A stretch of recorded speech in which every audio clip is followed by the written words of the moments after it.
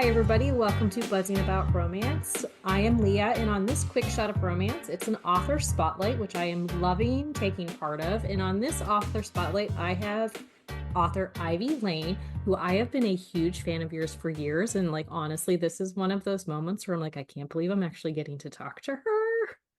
But thank you so much for answering like my email and coming on. Yeah, of course. Thank you for having me. I'm excited to be here. Okay, so before we talk about Broken Heart, we're going to get to know you a little bit. So, what initially drew you to the romance genre as a writer? Oh, well, I think a lot of things. One is that I'm a sucker for a happy ending. Mhm. Um, that's always been my favorite. And then I was on vacation with my family when I was probably way too young to be raiding the bookshelf and walking away with whatever I found. Yeah. Um, and I came across my first romance novel, and I could tell because back then it was like the bodice ripper covers, so I Uh-huh. knew that that was going to be a no-go. So I hid it in my room and I read the whole thing cover to cover, and I was just hooked. I loved the push and pull and the interplay of two people coming together. um, I love love and I love the happy ending. And that Hmm. kind of sent me looking for more. And my mom and I had an agreement when I was a kid. She wouldn't buy them, but if she found them, she wouldn't take them away. Yeah. So I developed quite a stash of Hmm. romance novels. And I think one of my favorite things about writing romance is that I am a reader. I am a romance lover, an avid reader forever, and I will always be a reader first. Hmm. Um, so I love being able to write books that people enjoy. Like I get such a kick out of feedback from readers, and I read reviews when readers give the same comments over and over. I Hmm. know either that's something everybody's loving, let me do more of that. That's Right. awesome. Or ooh, people a lot of people really didn't like these choices in that book. Like, okay, that's something people are telling me, and I just feel a connection to readers because that's what I am at the end of the day. Right. C- So, yeah. can you share any writing rituals or habits you have to help you stay focused? Oh, um, I wish I had more that worked. Um, I I am a big fan of the outline. That I find really helpful because and this is the thing I've learned since I've become an author is that every one of us does this differently. Yep. And so there's a million ways to crack the egg, and all of us are just trying to figure out how what method is going to get us to tell the Hmm. story. Yeah. For me, working out the outline, in the last few books, I've been working with an amazing book coach and developmental editor. Um, and she really helps me with the outline, just asking questions and getting me Hmm. to think deeper about what's happening. And then once I have the outline, I have the scene that I'm planning to write in my head. And then I actually do a lot of not working. Um, I do a lot of folding laundry and some knitting, playing with my cats, staring out the window. And that lets the little details of the scene kind of build in my Hmm. head. And I dictate partly because it's easier for me to fall into the story and feel the character's voice if I'm not looking at words on a screen. Right. It shuts off the editor part and lets me just touch and taste and smell and feel what they feel. I really get a kick out of conversations and getting to play both sides. Hmm. Um, and so usually I just kind of try to sit in the idea for the scene I'm going to write. And then when I stop procrastinating and folding laundry, I know it's time to pick up the recorder and jump in.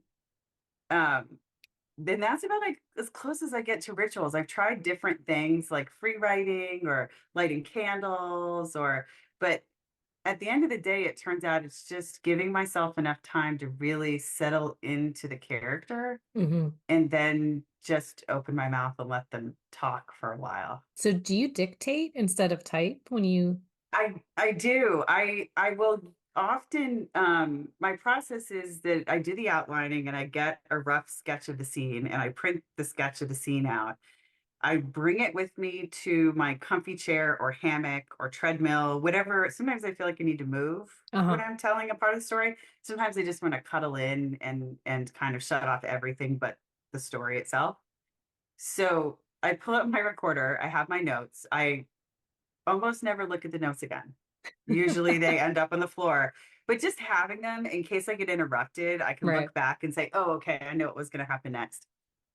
Sometimes I follow the notes really closely. Sometimes I go completely off into Hmm. left field, but as long as I hold on to kind of the bones and the guts of the scene, it Right. works out fine. And then I have software transcribe the recording into text.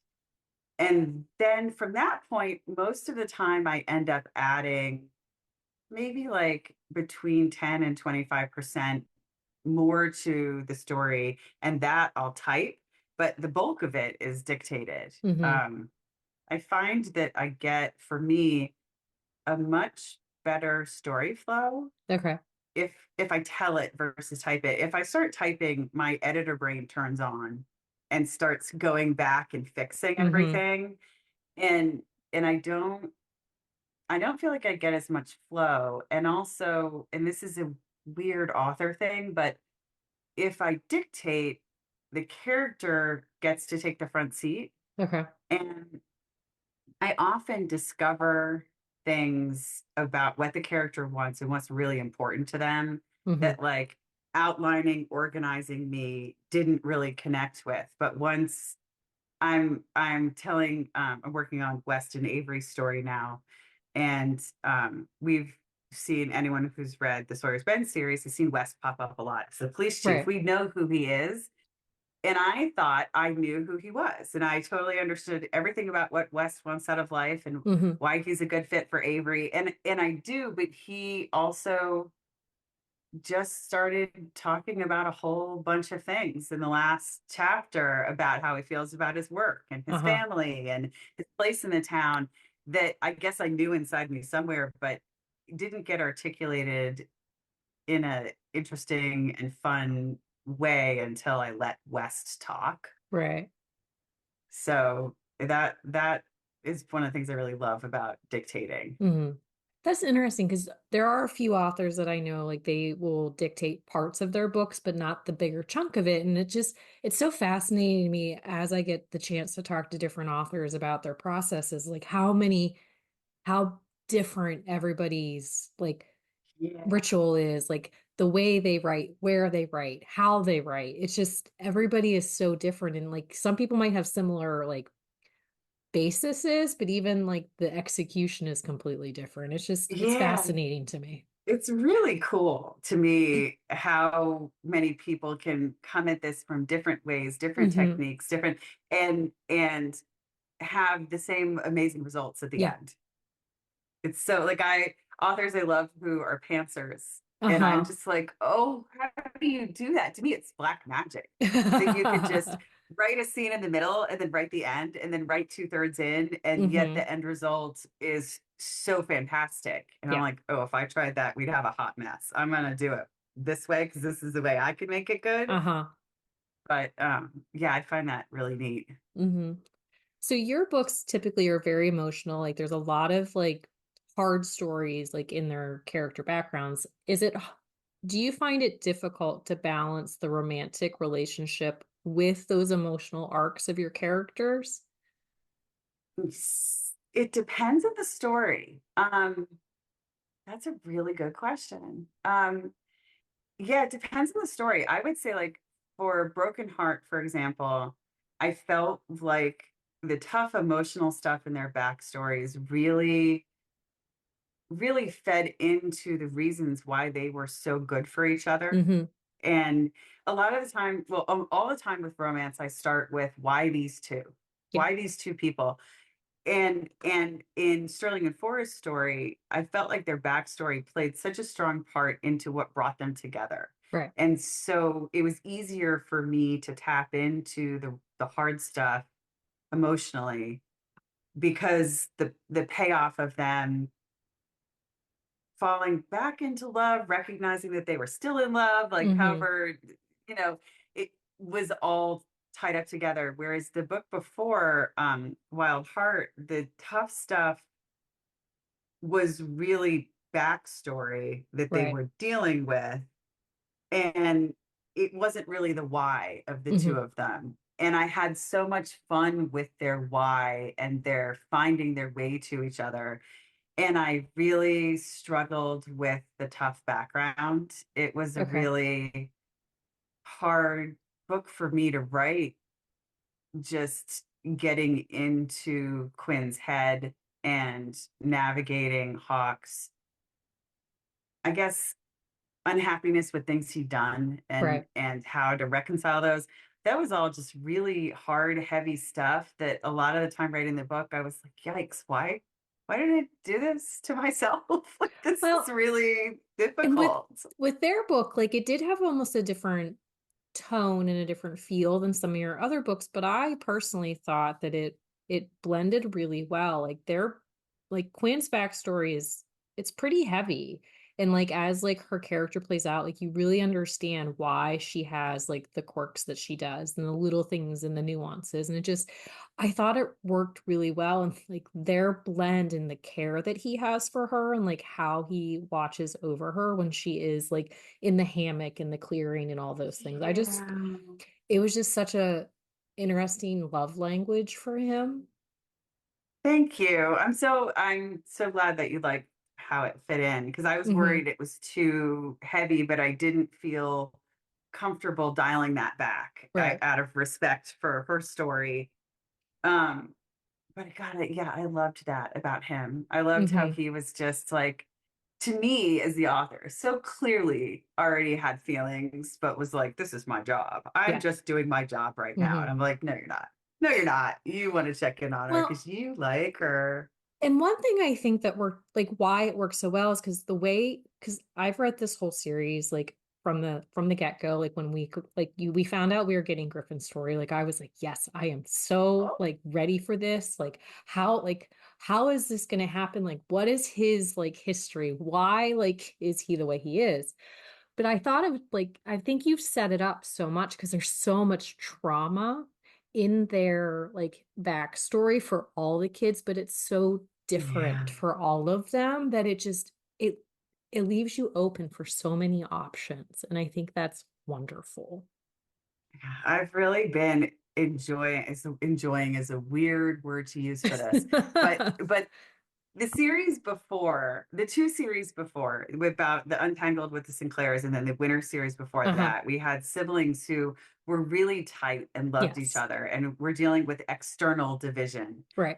And I wanted to tell a story about people who wanted family and Right. wanted connection and wanted love, but didn't have it, even though they had all these siblings and this. Hmm. And it's been really fun. Again, fun seems like a weird word to use about varied kinds of trauma, but it's been neat to be able to not be dealing with the same thing, but recognize all these people are individuals who've had their own experiences in this Hmm. family and the world, and it left different scars. But I think we're getting there to Hmm. everybody coming Well, together. and it really is about how like you take the history and like how they come together and heal like together as a family. Yeah, I love that. Well, in your last Yeah. couple, like the Winters and the Sinclairs, they were kind of more saga-esque, which this one is too. Like it definitely leans like towards that. But like the when we met the Winters and the Sinclairs originally, like it didn't have that saga feel. Like what drew you to the saga style? I think that must have been, it wasn't intentional. Okay. Um, It was a happy I accident, think, though, I bet. yeah, I think it's a happy accident. I think I realized, when I first started writing, the first three books that I wrote are not available right now. Okay. And they were basically romantasy, but that wasn't a genre at the time. Mm-hmm. And they got good reviews and they sold okay, but I was on an extended maternity leave and I really wanted to see if I could keep writing instead of going back to my job. Okay. Um, and basically my husband dared me to try writing billionaire romance and I was like, that's not, I love reading it, but that's not what I do. Right. I write like fantasy romance. And he was like, well, so are you saying you can't? And I was like, yeah, I definitely can't. And then like a week later, I had an idea. And that idea was actually Billionaire's Pet. Okay. And then I did market research. And if I was going to write something, I needed to make sure it would have the potential at least to work, to Okay. sell.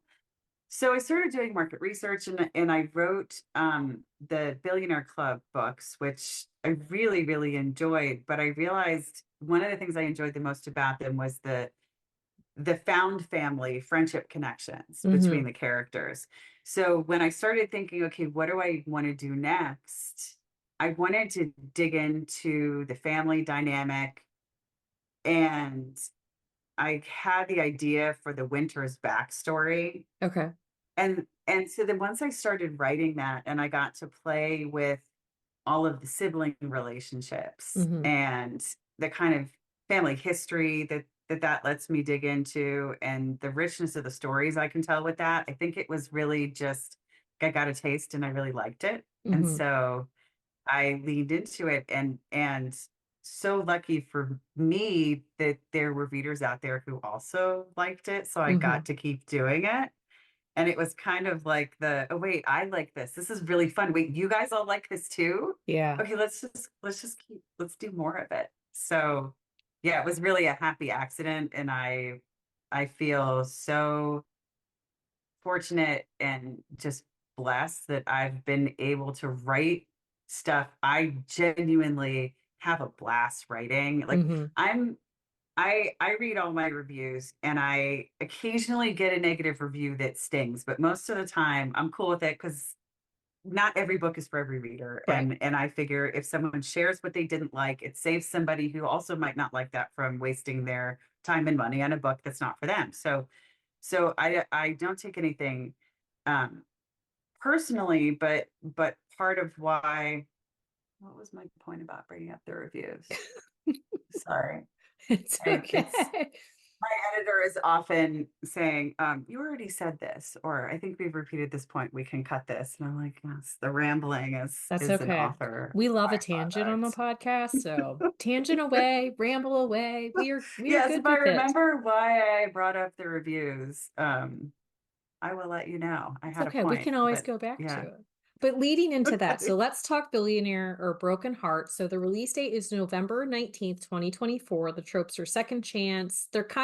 They were like enemies to lovers. There's family secrets. It's a family series. It's small town. It's a spinoff. There's lots of things going on. It is Yeah. book 7 of the Hearts of Sawyers Bend series, but it is not the last book. So don't worry, friends. There are more coming. And this is Yes. Forrest and Sterling's book, like we said. So if you've read the series, like you knew that Forrest and Sterling had been together, and then this big secret comes up, and I'm not going to say what that is because if you haven't read the series, like you need to read it in the moment. Um, but so they have not talked for a year. So this book opens up about a year after the end of the last book, which so the time jump was a little unexpected. Yeah. Yeah. I just felt like the time, I don't, that was an instinct thing. Hmm. But so like we come back to them, and Sterling is having these recurring dreams. And so she needs to see, like, she's so much more than I expected.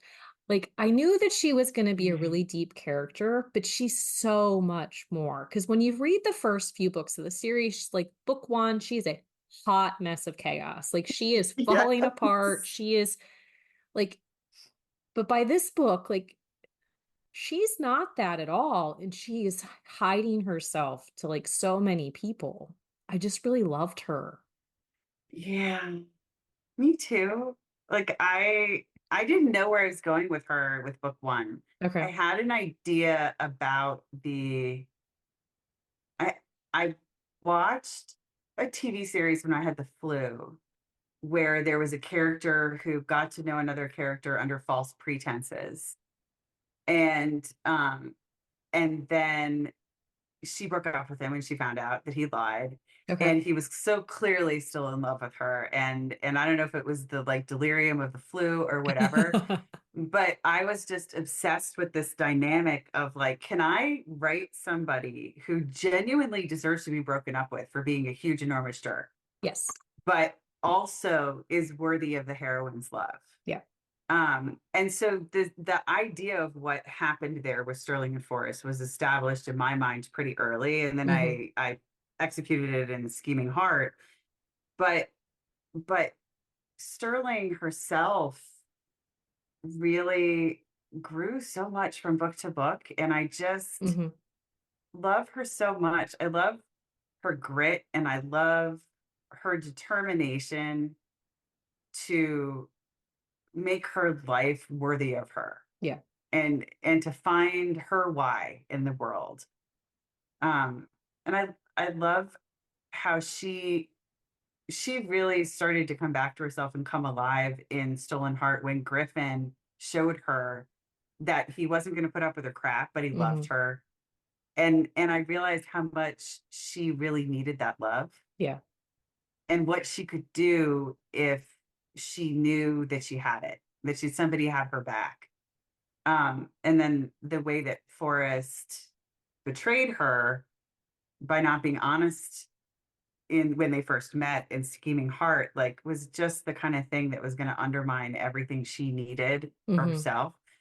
But for me as the author, so much of Sterling was really me discovering her, not that far in advance of you guys discovering her. Yeah. Like every little bit of her was just so fun for me to get to know her more. And I loved her with Quinn and Wild Heart, and Hmm. really her devotion as a sister and her devotion to herself Yeah. to figure out, what do I want? What could I make of myself?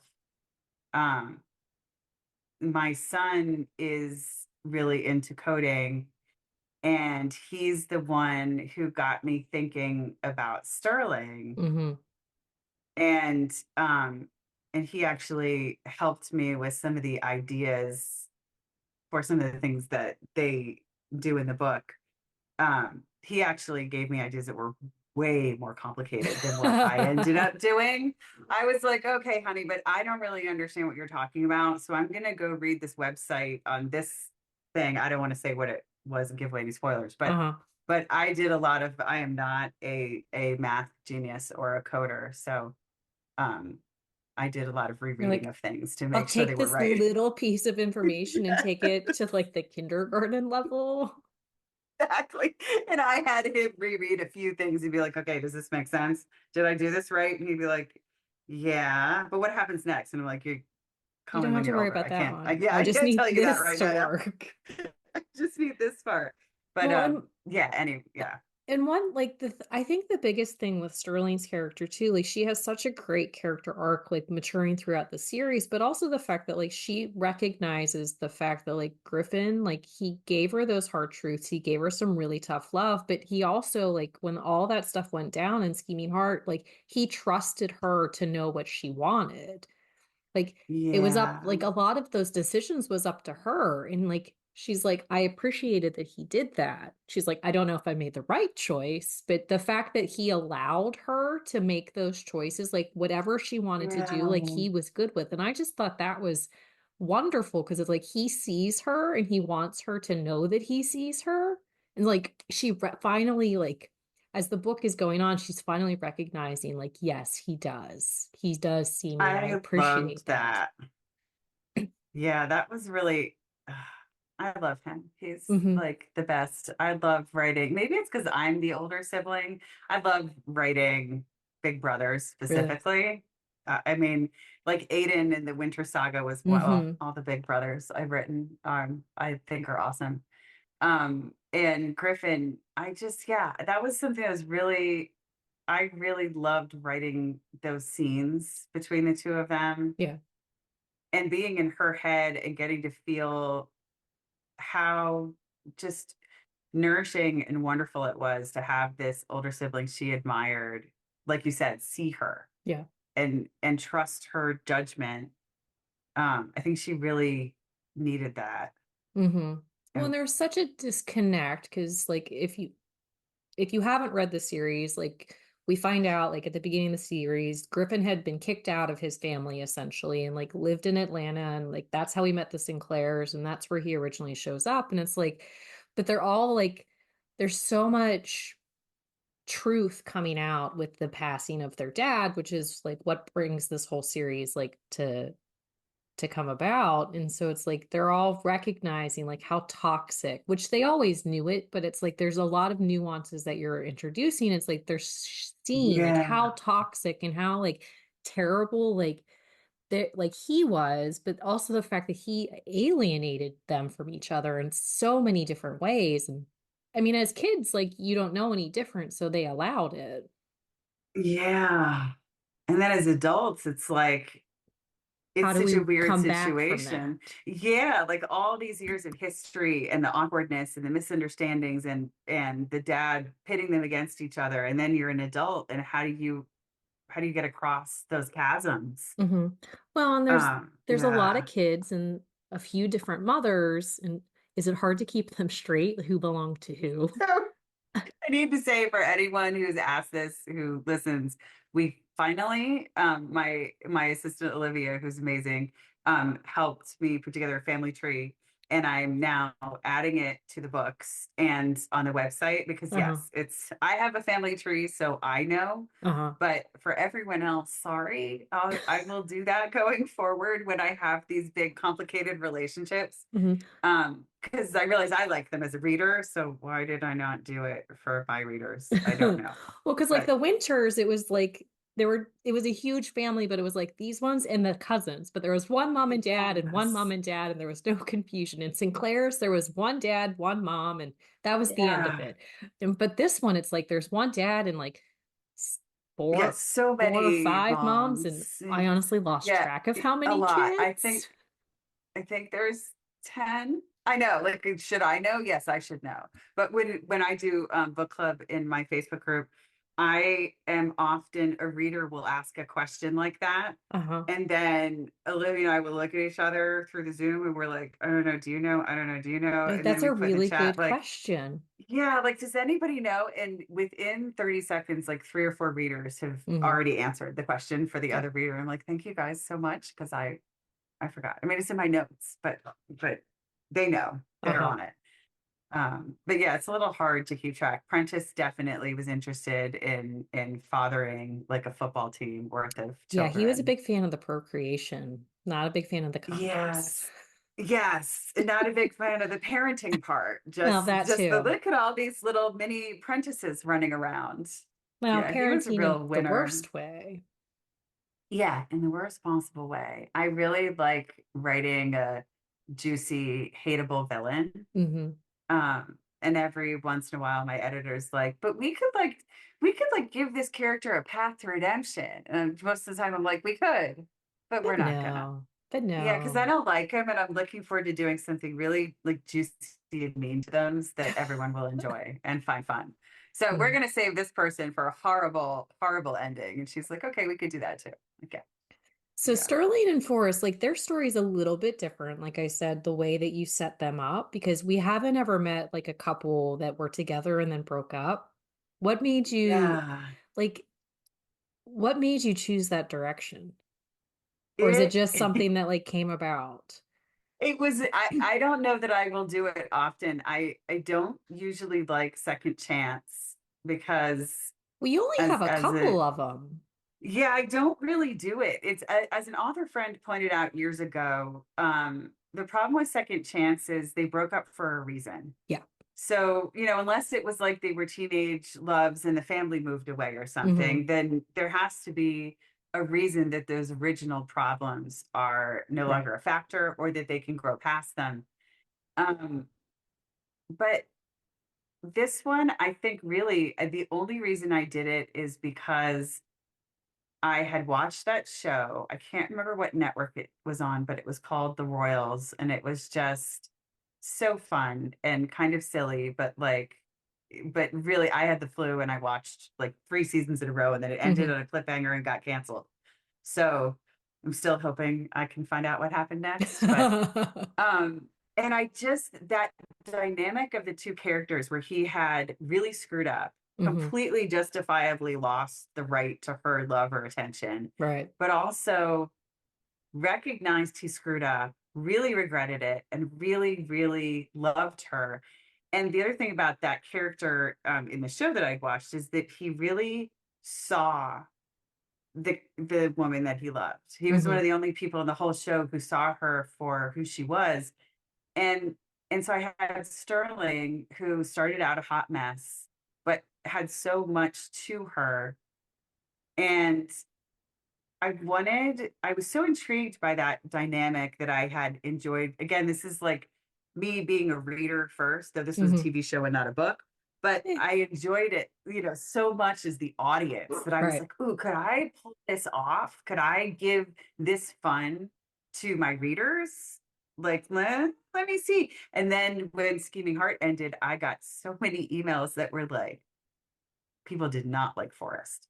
I They were mean, like, I that's am fair. done with I him. was not a big Yeah. fan, but like as the book like this book progressed, because like I Yeah. got to read it to do this, I was like, "Ooh, I see why you did that. Oh, that makes sense." I don't hate him anymore because I was very He angry at him.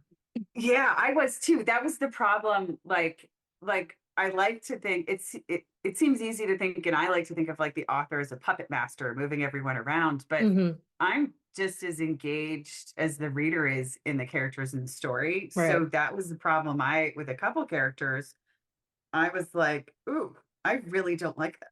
Yeah. Like this is supposed to be a hero in the story at some point. I'm gonna need to talk through him and put his needs and wants and interests on the page. I'm gonna have to make him worthy of love of one of these Yeah. amazing women. And I really hope he rots in hell right now because he's horrible. So it was a little bit of a journey for me to get Uh-huh. to where I could engage with I Forrest. mean, I've had those feelings with a couple of your books because when I originally read Cooper's book, like Cooper and Alice, I was so excited for their book, but then Cooper did what Cooper did, and I was like, oh no, I don't know if he can come back from Right. this. I was like, what A the fuck, mess. Cooper? I Right. was like, He was just I don't know mm. if I can like him anymore. But it all worked out. They're deliriously happy now, and we get to go back to see Alice and Cooper, and it's Yes. delightful. I love dipping back into them. I'm debating whether my next series idea is very set in a lot of ways, but in a lot of ways that can really plug it in different Well, places. could And we I'm just do very like the tempted. entire like IT section of Sinclair Security? Because if Like, we get yeah, more Lucas Jackson and oh, like that right. whole team, I would I not be love sad about him. that. That's what I had so much fun. Every time in the last couple of books we've dipped back into them, I'm like, Uh-huh. ooh, okay, I think I need to go through my notes for the next series and start like playing with plugging in some characters that have come up in Hmm. this series too. I feel like they need their stories told. I've gotten people emailing who are like, so, like, what about, and then plugging in Well, all these because like characters. we have the whole like guy from Scheming Heart. Yes, Like like I am he intrigued by more. needs Like something. well, and so Susan Stoker always makes this joke. Like I joke around with her and Riley Edwards about it. And it's like if you name a character, like you either write them a book or don't give them a name. Yes, I agree because as a reader, I totally Yeah. agree. Like if I got to know them and they showed up in a scene and they have a name and I can picture them in my head and I got a Uh-huh. little like flavor of who they are, you Yeah. can't You just cannot name throw that in them there and if give you me are not nothing. going to write a book about them. Yes. Like it is not Yes, it's either okay. like unnamed security guard or like unnamed coworker, or that book better be This coming eventually. guy with the dark hair, like, I don't care if you describe Yes. him, just you cannot name him unless you are like Yes. ready to dive into that world. Yes. And also on that note, I hate coming up with names. I have lists of names, but like it has to feel right. So Yeah. even if I like the name, it might not be that character. And and so if I've gone to the trouble to give somebody a name and it's a cool name, like a name I like, Yeah. then I'm gonna have to write a book about them because I can't waste the name. Like Uh-huh. then I can't use it for, so I'll just have to use them. And yeah, so I think But that'll be yeah, coming. I personally, I mean, not that you're writing books for me specifically, but I personally would love to go back to Atlanta and like that whole winter Sinclair world because we get little like tidbits and snippets and it's like I love it so much. But Oh, yeah, yay. that Okay, whole good to IT know. Because department, I feel like you could yes, do so much there. it would be so fun. Yes. Okay, good. Very good to know. Because that's been I've been dipping back into that idea a lot. Like I really want to go back to. It was really 3 books was not enough for that. No, it really wasn't. And their like story, the like the backstory and like the whole thing with their dad and like that whole dynamic, like I mean, you kind of teased it in like the Winters like saga, but then like we really got Yeah. like the meat and potatoes of it in the like their 3 books. And but like if we got more Axel, who like is off in like Las Vegas doing his thing, but Yeah. yeah, it's Their just whole thing is, yeah, okay. But now, yeah, I will I will be very seriously keeping that in mind because that I was mean, already my, I really want to do this. I'm gonna I think about it I once I think that finish. I think that it is definitely something you should do, but that's Cool. just one person's opinion. I'll take it. I mean, a reader's opinion is like there's not much that's more important unless you hate my books, in which case maybe I wouldn't take your opinion. But I if mean, somebody's enjoying reading my books, then I am all for hearing what they want to see next hmm because I love me some it's, Lucas Jackson. I mean, I'm just oh, saying, right. he's That's delightful. still, I think that's the next, when we go back to book club after Broken Heart, that's the next one we're reading. Hmm. And I'm really unreasonably excited to reread my own book Yeah, and talk about it with readers just because it's such a fun story. He's I do. Well, and awesome. Charlie is such a dynamic character, and I just love her so much. Yeah, me too. Yeah, she's one of my favorites. She and Sterling have elements in common, though Charlie was never a hot mess, really. Not, I mean, not in the Sterling variety of hot mess, but just that Well, I energy think, but that like they with Charlie, have. like she was a one of the few girls amongst like all the boys. Yeah. And that's challenging. Uh-huh. Because there was what, Yeah. her and the cousin. What was And there was her and Annalise, and then yes, Annalise. I couldn't was think of there? her name. Because I'm Annalise is a surprised if second I did. chance. Like, and it's one of the only other second chances Yes. you've done Oh, because it's you're right. That, her and Riley. But their second yeah, her chance, and like it makes Riley. sense. Like if you haven't, people just go back and read Yeah. those. Like it's a saga, but it's delightful. And Annalise's story was really good with the way Oh, it plays out. I could honestly I just talk for days and cried days. all through that book. Oh, I don't really? know why. It had no personal, it wasn't my story. Like it didn't have a personal connection to me except that I made it up. Uh-huh. But something about that story, I'm not really much of a crier. Um, though I've gotten to be more so. I think the longer I write stories, the more my heart gets caught up in storytelling and I am Mm-hmm. more prone to crying. But then I really was not. And I bawled through writing that book. Um, I don't know why that one, but it really got me. I don't know. I blame my children. Like I swear I was like a robot before. I didn't cry at anything, and then I had kids, and it's like I cry at everything. And the older I get, the worse it gets. It's like here's some perimenopause and the tears that go with it. Exactly. Like it's like, Mom, what's wrong? Nothing, nothing. Like I breathed wrong. Yes. Yeah. Yeah. So what's next? I'm assuming we're staying in Sawyer's Bend. Yes, there are. I actually don't want to say until Broken Heart comes out how many books are left. Okay. But That's fair. there's There's several more to books left. come. There's Yes, more there's to more to come. come. There's more to come. And I think I am writing Avery and West's book right now. Okay. And the first chapter of that, if people, some people like to a hint of what's to come, some people Hmm. don't. So Right. you don't have to read they can just skip that chapter. But the first chapter of their book is going to be at the end of Broken Heart. Okay. Um, I'm gonna have to download so and reread because I love those yeah, little snippets. oh, I do see a lot of the stuff I do as an author, like that way I construct books and my website and emails are like, what do I as a reader want to get? What Hmm. do I like to see? Yeah, And I love those little teaser chapters at the end. So I I'm do too. like, gotta Sometimes put I that get a, in. although I do get a little ragey at times too. Like, I Mhm. have to say this. So you typically have like gaps between your book, which is fine, and I totally get that. Yes. But there was a much bigger gap between the last couple, and I was like, oh my gosh, I have to keep waiting. Yes. It's so I remember this is a couple, I was gonna say a couple years. This is like gotta be 10 or 15 years ago because it was pre-kids. I was I mean, reading that's a couple years. yeah, a couple years or a decade and a half, one or the other.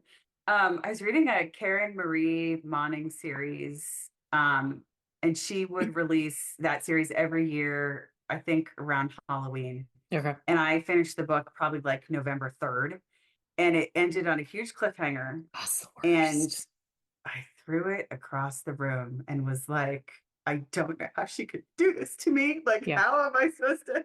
So I always feel so bad when I do it to people. And then I played around with from a book sales perspective, I played around with not doing a pre-order the last couple of books. Uh-huh. And I think that's coming back because one thing I realized is that everybody really wanted the pre-order.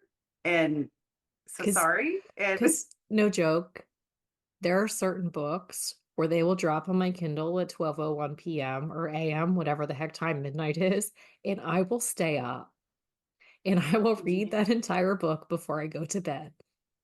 I've done that. I've done that more than a few times. Yeah. So, Well, and I'm very fortunate that I'm a fast reader, so like I can read that whole book before 3 a.m.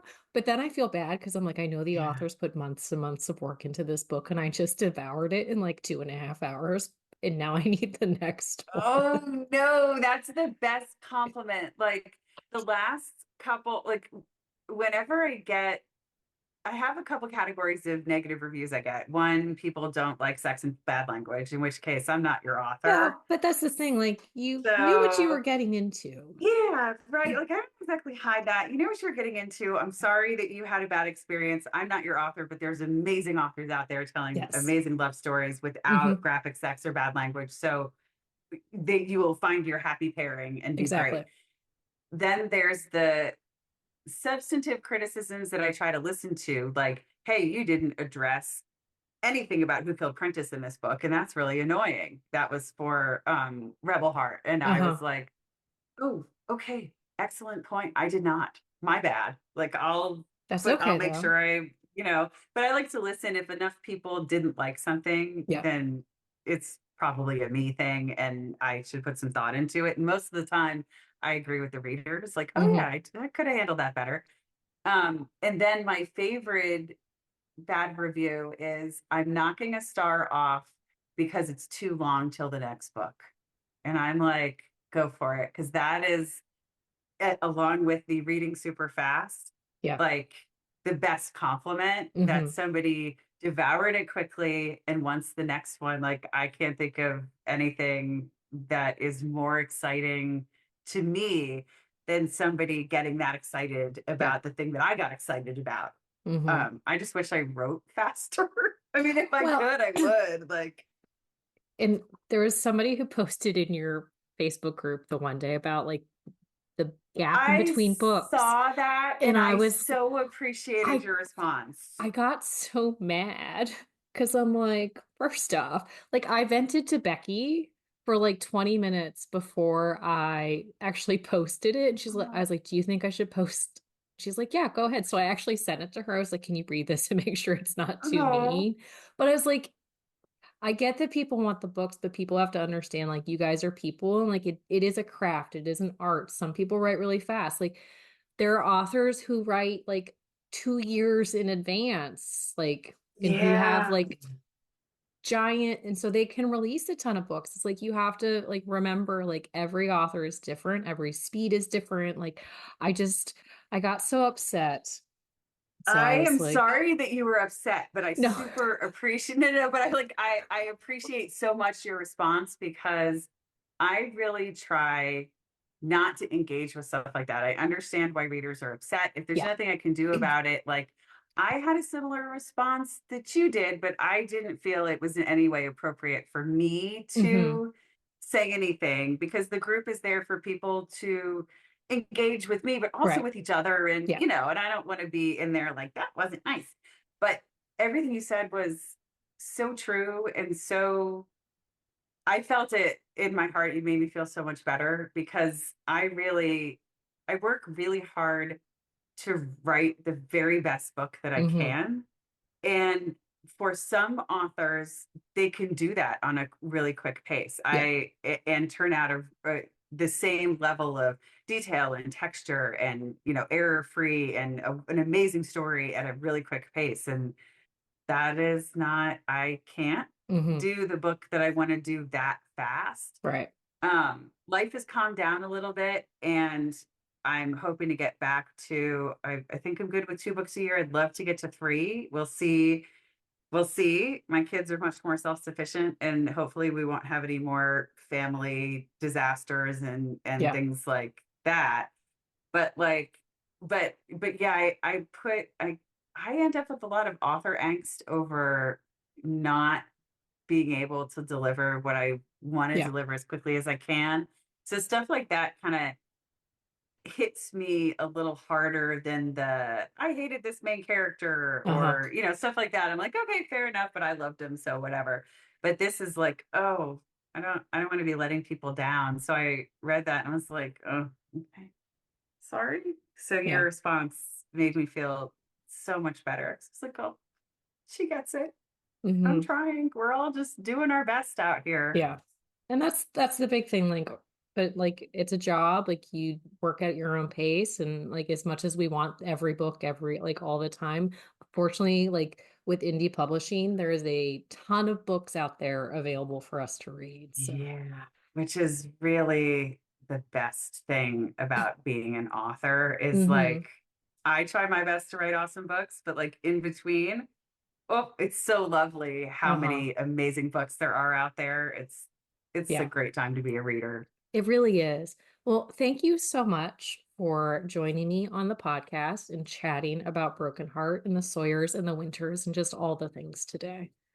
Oh, thank you for having me. This was so much fun. Well, I just thank you so much. Like this has been one of my like my wants. And when we started these author spotlights, Becky was like, ask Yay. whoever you want. I was like, okay, I have my list. Thank you for putting me on the list. This was awesome.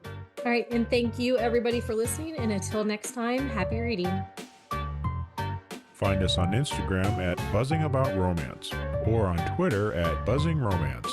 If you like the podcast, please leave a review. If you'd like to support us directly, join the Bookcase and Coffee Patreon and receive exclusive content only available to Patreon members. Check out bookcaseandcoffee.com for our on-the-shelf show notes.